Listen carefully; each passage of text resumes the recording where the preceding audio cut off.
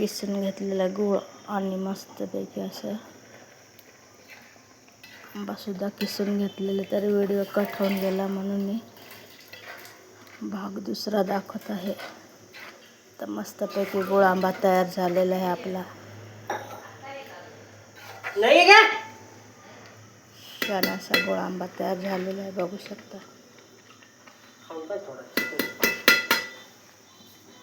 ते पण चुलीवर मस्तपैकी तयार झालेले आहेत. मस्तपैकी गूळ आणि आंबा, छान कलर आलेला आहे गूळ आणि आंब्याचा. मस्तपैकी असं चुलीवरच केलेलं, कारण व्हिडिओ मोठा बनवलेला होता, पण मग तो कट फोन आला आणि कट होऊन गेलं, त्याच्यामुळे मी तुम्हाला आता इथून दाखवत आहे.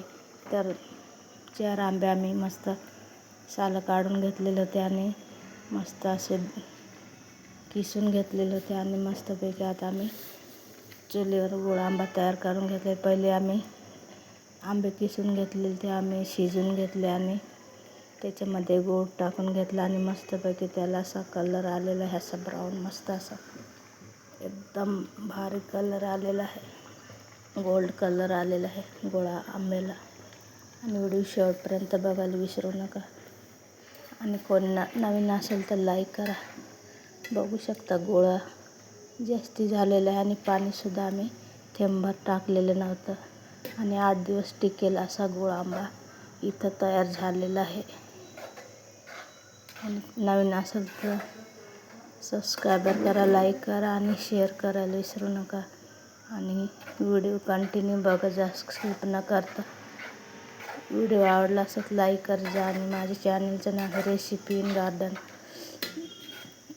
जो जुना व्हिडिओ होता तो डिलीट होऊन गेलेला आहे आणि आता हा नवीन तयार केलेली आहे ID मस्तपैकी. तर कसं वाटला गूळ आंबा आमचा? मस्तपैकी झाला आहे ना चुलीवरचा गूळ आंबा.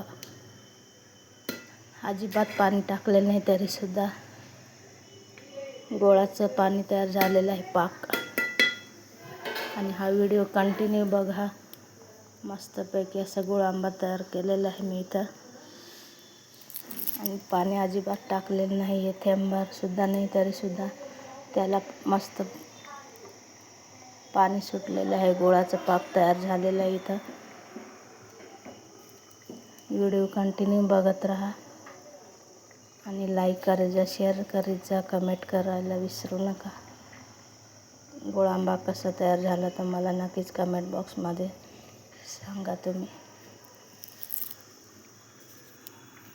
पण मी चुलीवर तयार केलेला आहे गूळ आंबा. आमचा गॅस टाकी संपलेला आहे, त्याच्यामुळे मस्तपैकी असा गूळ आंबा तयार केलेला आहे. तर बघू शकता मस्त असं त्याला पूर्णपणे आटवून घ्यायचं आहे, कारण पाणीसुद्धा टाकल्यानंतर गूळ जास्ती झालेला आहे, त्याच्यामुळे त्याचं पूर्ण पाक तयार झालेला आहे.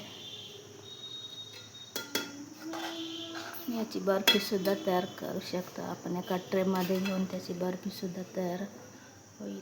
मस्त असं आंबट कैरी आणि गूळ टाकून घेतलेलं आहे. मस्त आंबट गोड लोण तयार केलेलं आहे, आंबट कैरीचं लोणचं. व्हिडिओ कसं वाटला तर कमेंट बॉक्समध्ये सांगा मला.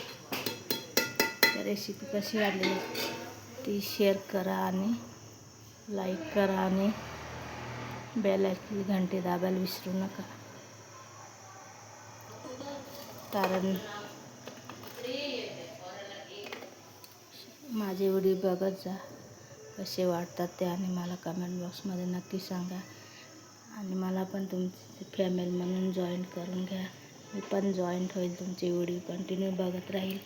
आणि मी बघतेच, ज्याची कमेंट येते माझे व्हिडिओ त्याचे व्हिडिओ मी नक्कीच जाऊन बघते. आणि मी रोज लाईव्हलासुद्धा जाते. असं नाही की मी व्हिडिओ बघत नाही, असं प्रत्येकाचे ताईंचे मी व्हिडिओ बघते छान.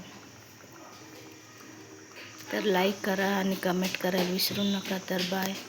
तर गूळ आंबा कसं झालं तर कमेंट बॉक्समध्ये सांगा मला. इथं मस्तपैकी 8 दिवस टिकेल इतका गूळ आंबा.